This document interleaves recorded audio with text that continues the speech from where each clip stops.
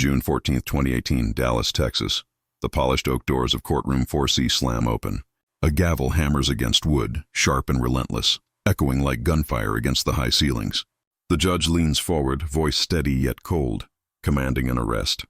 Gasps ripple through the gallery. A lawyer, still in his pressed suit, tie neatly knotted, is suddenly flanked by deputies. Their hands grip his arms with quiet force, pulling him from the defense table where just moments ago he stood in authority. The air shifts. Tension thickens, heavy and suffocating, like a storm front pressing down on everyone inside. Music swells. Murmurs rise from the benches, a low tide of disbelief. The smell of old paper and polished wood lingers, mingling with the faint metallic tang of handcuffs as they click shut. The fluorescent lights hum above, unbothered, their pale glow casting harsh shadows across faces twisted in shock. Phones are lifted, cameras rolling. Some faces are stunned, others grimly satisfied. No one expected this. Not here, not now. The lawyer's eyes dart across the room, searching for reason, for reprieve, but none comes. His voice rises, protesting, shaking with fury and fear. The bailiffs stay firm, their uniforms stiff and unyielding, their movements practiced and efficient. In an instant, the careful decorum of the courtroom crumbles into chaos. Order is gone. SFX. Sudden eruption of voices, overlapping shouts. From the jury box, a woman covers her mouth, whispering disbelief to the stranger beside her. Reporters at the back scramble for position, cameras flashing like lightning. Each click feels like a nail sealing a coffin. The judge's expression does not falter. Stone, unmoved, unreadable. Every eye fixes on him, yet his gaze holds elsewhere, as though he knows the storm he has unleashed cannot be contained. Cut to B-roll. Slow pan of courtroom benches. Papers scattered, jurors whispering, security tightens. The accused lawyer is pulled toward the exit, shoes scraping against the tile, each step a reluctant surrender. His briefcase sits abandoned, papers spilling from its open mouth across the polished floor. A photo of a family slips out, face down, ignored. The hum of fluorescent light continues, indifferent to human collapse. Whispers sharpen into questions. Why is he being taken? What crime justifies this sudden public humiliation? And, perhaps most unsettling, what does the judge know that no one else in the room yet understands? The courtroom falls into a stunned silence as the doors close behind them. The echo lingers hollow and unresolved. This is not the end. It is only the beginning, because in this room, in this moment, justice itself feels like it has been put on trial, and as the dust settles, one question hangs heavy over everyone who witnessed it. Who is truly guilty here? The lawyer at the center of this storm is Michael Harper, 42 years old, a defense attorney with over a decade of courtroom experience, known among colleagues for his sharp cross-examinations and relentless preparation. To neighbors, however, he is less the fiery advocate and more the devoted father, jogging each morning through quiet suburban streets before walking his 2 children to school. He prefers simple rituals, strong coffee, classic rock on the drive downtown, a pressed shirt waiting by the door. Yet behind the routine lies ambition. Colleagues remember him as competitive, quick with a challenge, never content to blend into the background. Childhood photo montage. He grew up in nearby Fort Worth, the eldest of 3. Family dinners were noisy, often punctuated by his quick wit and stubborn opinions. One of his sisters recalls him as the kind of boy who argued with teachers not out of disrespect, but because he believed rules should be tested. Interview clip, sister reminiscing. Law seemed a natural destiny, and in time, Michael's reputation grew, respected, though not without enemies. Beside Michael stands his wife, Claire Harper, 39, an elementary school teacher. Colleagues describe her as patient, the kind of person who stayed after class to comfort a struggling child. Her evenings were devoted to family dinners and bedtime stories, the domestic anchor to Michael's charged professional life. Friends remember her quiet strength. At gatherings, she preferred listening to talking. Yet when she laughed, it was impossible not to join in. The couple's 2 children, a boy of 10 and a girl of 7, rarely appear in public narratives, their lives shielded by Claire's protective instincts. Neighbors remember them riding bicycles down the cul-de-sac. Michael sometimes trailing behind, still in his work shoes, shouting encouragement. Cut to B-roll, suburban street. Bicycles leaning against a garage. Beyond the family circle lies a cast of figures who will soon become central. Among them is Thomas Green, 50, a senior prosecutor with a reputation for precision. To colleagues, he is a man of iron routine, early mornings at the courthouse, late nights revising case notes. His rivalry with Michael Harper is no secret. Two seasoned attorneys often facing each other across the aisle, arguments colliding like storms over a field. Some describe respect between them, others recall outright hostility. Contradiction. There is also Detective Laura Bennett. Mid-40s, lead investigator often called when high-profile cases take unexpected turns. Known for her meticulous note-taking and refusal to rush conclusions, she has a reputation for listening more than speaking. Her colleagues joke that Laura never forgets a face or a lie. She enters this story not as a spectator but as a quiet presence, piecing together fragments that others overlook. Music softens. Contemplative tone. The wider circle includes Michael's law partner, Ethan Cole, who often handled the administrative side of their practice. Friends describe Ethan as genial, eager to avoid conflict, the balance to Michael's more combative style. Whether his loyalty was unshakable or conditional remains a matter of record and at times dispute. Unconfirmed, and there are others, voices that will surface later. Former clients, judges, even rival attorneys who watched Michael's career with envy or suspicion. Each will cast their own shadow on the unfolding narrative, their recollections coloring how the public views this man now at the center of chaos. Interview clip, colleague recalling courtroom clashes. Yet amid all these characters, one truth lingers. The Harper's life before that June morning was, by most accounts, ordinary. School runs, dinner at 6, weekends at the park, and then, suddenly, that ordinariness shatters. The camera lingers on the family photograph that slipped from Michael's briefcase in the courtroom. Faces smiling, frozen in an earlier time, unaware of what is to come. Because beneath the surface of this seemingly familiar story, something darker is stirring. A shift no one in their circle could have fully predicted. And soon, that darkness will break through, exposing secrets in ways that no gavel, no law book, could contain. It is just past midnight when the call comes in.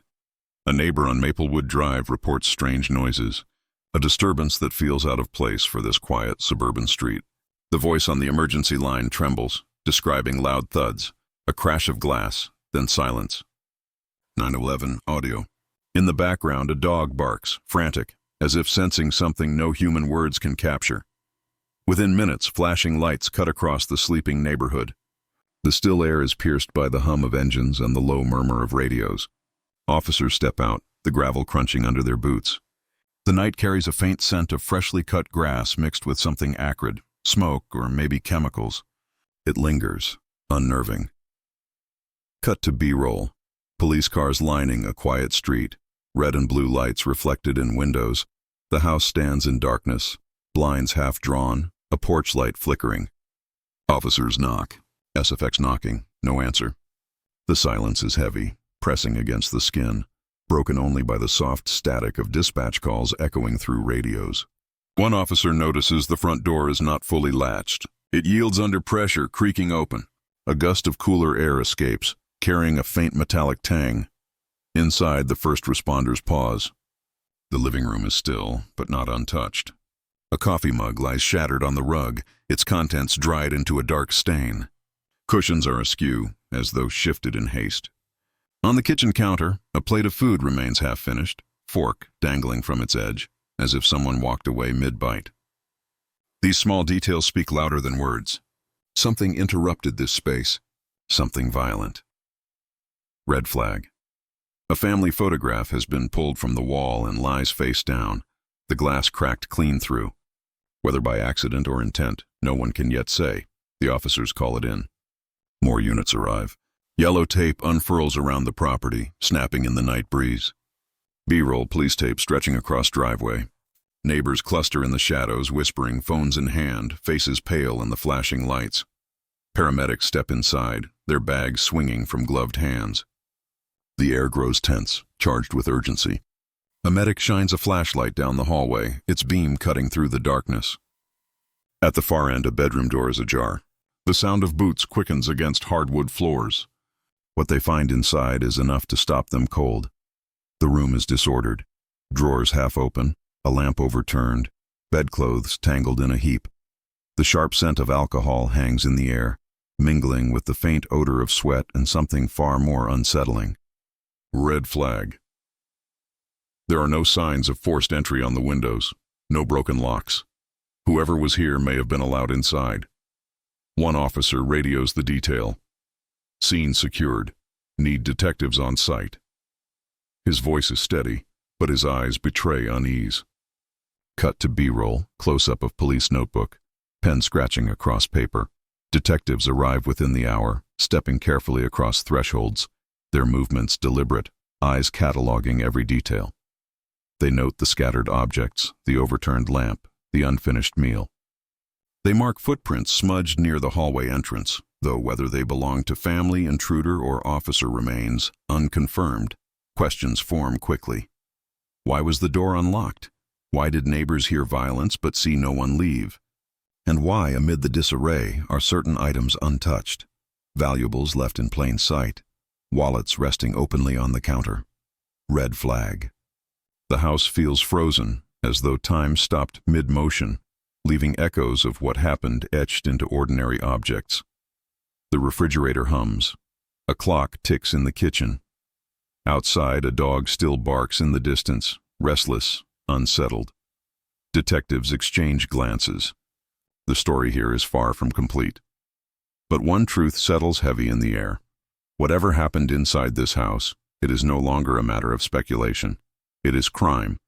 And with that realization, the deeper work begins. The investigation that will attempt to unravel how a life so ordinary became the center of something extraordinary. Day 1. The scene still smells of dust and bleach when Detective Laura Bennett begins stitching the first loose threads together.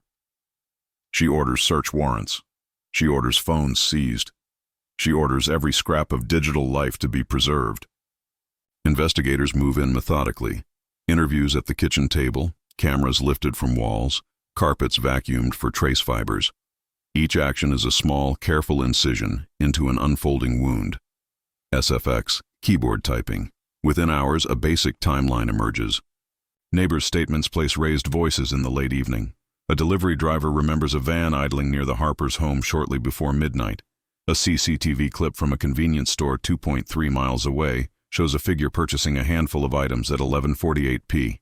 A pair of disposable gloves and a small bottle of solvent. The clip is grainy, but it is time-stamped and it is real. Reveal, surveillance footage. Investigators begin tracing transactions. Subpoenas go to banks and payment processors. Phone companies provide call logs and tower pings. The team builds a map of movement. A flurry of short calls around midnight, a device briefly associating with the tower nearest the Harper residence, then vanishing. This is the scaffolding upon which hypotheses are erected. Each data point lights up a new corridor of inquiry. B-roll, bank records, stamped. Suspects surface quickly, as they always do. Each is introduced with a brief, neutral biography and the evidence that connects them to this case. Ethan Cole, Michael Harper's law partner. Mid-40s, handles the firm's operations. Present at the office late the night prior, according to a receptionist. Phone records show intermittent texts to Michael that evening. Possible motive. Colleagues later describe business tensions over a major client, though investigators are careful to label internal disputes as only context, not cause. Unresolved. Thomas Green, senior prosecutor and public rival of Michael Harper. Early leaks and public rivalries put him in the spotlight. He provides an alibi. Court documents show he was scheduled across town that morning, but social media rumors suggest otherwise. Contradiction. Investigators note the discrepancy and pursue verification without assumption. Jared Mills, a former client with a documented criminal record and a history of volatile behavior. An anonymous tip claims he was seen near the neighborhood. He is brought in for questioning, but his phone location data places him across county lines the night in question. He becomes an early, loud red herring. Each lead demands time. Every interview produces contradictions. A neighbor's certainty that they saw a dark jacket by the curb is later corrected. The timestamp on their doorbell camera shows they were in bed. A smear on a hallway table initially read as blood tests, negative for blood. Chemical analysis identifies it as dried coffee mixed with motor oil. Red flag. It looked damning. It isn't. Investigators catalog the misfires. They learn to respect what looks true and then double-check it. Forensics builds slowly but stubbornly. Fibers lifted from the living room rug are cataloged. Latent prints are photographed and submitted. Toxicology samples are taken, clocking days in the lab. Many technical results arrive as caveats. Partial. Matches, inconclusive reads, and are labeled publicly as unconfirmed to avoid premature narratives. SFX, evidence bags rustling. Digital forensics becomes the backbone. A forensic analyst recovers deleted texts from a phone backup that reveal an argument over money between two parties in the days before the incident. It appears heated. Tone is hard to read in text. Context is missing. Still, it becomes a point of focus. The public notices. The press grabs the detail and runs with it. Social feeds erupt. Detectives brace for noise. Public pressure follows. Officials receive calls demanding quick answers. The department fields criticism for slow release of information and for an early misstep. A warrant that was filed with incomplete address information and later had to be reserved. The mistake becomes fodder for commentators and a distraction for the team. Interview clip. Precinct spokesperson. Red herrings fold in and out of the story like mislaid pages. A purchase history flagged on Michael's credit card, a late-night withdrawal and a store charge for cleaning supplies. Looks damning. Until receipts and witness statements show he bought paint stripper for a home renovation 2 days earlier. The delivery van witness initially seems decisive. Investigators trace the plate to a landscaping company whose employee confirms dropping off early morning mulch that same night. The employee's boot treads match a print on a porch step, not in the hallway where the main disturbance occurred. Each promising trail narrows when met with sober verification. At the same time, a quieter, methodical breakthrough is taking shape. Lab technicians reconcile 3 otherwise ordinary threads. Surveillance footage of a figure exiting a convenience store at 11:48 p. A purchase receipt for a distinctive brand of disposable gloves and a solvent, and a phone's tower pings that place a specific handset in the same corridor of town within minutes. Independently, none prove much. Together, they form a vector. Reveal, receipts, timestamp overlay. On day 7, something else surfaces. A neighbor's doorbell camera, overlooked in the first sweep, contains a clearer angle. It records a small delivery van stopping near the Harper driveway at 11:52 p.m. The van bears a partial license plate. Investigators amplify the image and match the partial to a registered vehicle. The registration leads not to a stranger on the street, but to the address of the law firm associated with Michael Harper, specifically to an employee linked to Ethan Cole. Transaction logs from the convenience store show a purchase made with a card tied to that same employee. The phone pings linked to the handset registered to that employee glow on the map near the Harper house that night. Red flag detectives step back and reevaluate every discarded thread. They reopen interviews. They re-examine alibis. They recheck the fibers and the lab notes that, at first glance, seem to align with nothing. The combination of surveillance, transaction history, and location data converges in a way the team cannot easily dismiss. It is not a single smoking gun. It is a pattern, a triangulation of movement, commerce, and time. SFX, record scratch. Detective Bennett gathers her senior team. She does not vow convictions. She asks for patience and precision. She requests a new warrant, a careful search, a targeted interview. Papers are prepared. The tone in the room sharpens. Something in the evidence points, with a clarity the investigation has not yet seen, toward one door. The team knows that when they open it, the case will change. The decisive turn arrives on a quiet Tuesday morning. Detectives move in with a warrant, the culmination of weeks of painstaking work. Surveillance footage, purchase records, phone data. Each piece alone was fragile, but together they formed a structure that could not be ignored. The suspect is led out of his office in handcuffs, head bowed, jacket slipping from one shoulder. Reporters surge forward, voices cracking against the wall of police commands. SFX, camera shutters clicking. For the Harper family, this is the moment the shadows that haunted their nights become solid, visible, undeniable. The arrest sends ripples through the community. Some call it overdue justice, others whisper doubts. Still, the case moves quickly to court, urgency pressing down on every hearing. Courtroom footage. Inside, the trial begins with heavy silence. Prosecutors lay out the evidence like carefully arranged tiles, digital footprints, surveillance clips, receipts, witness testimony. One by one, they fit into a mosaic pointing toward deliberate action. The jury watches the convenience store footage, replayed frame by frame, noting the timestamp, the figure's gait, the distinct brand of gloves purchased minutes before the crime. Reveal surveillance replay. Witnesses take the